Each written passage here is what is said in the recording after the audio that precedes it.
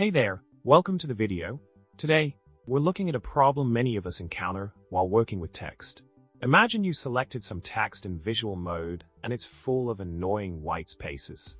The problem is you need to clean it up and get rid of all those extra spaces, turning something like 000 the 10101 into 00000 001 0101. How can we tackle this issue efficiently? Let's dive in and find out. In this case, the solution lies in a simple yet powerful command. With a block of text highlighted in visual mode, all you have to do is press to enter command mode. Then, type SG and hit enter.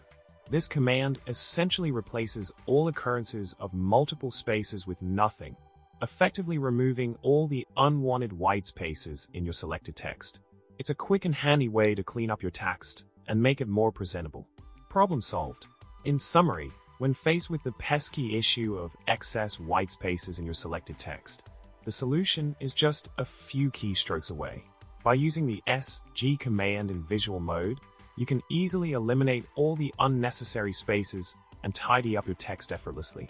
I hope you found this tip helpful. Remember to subscribe, like the video, and leave a comment below.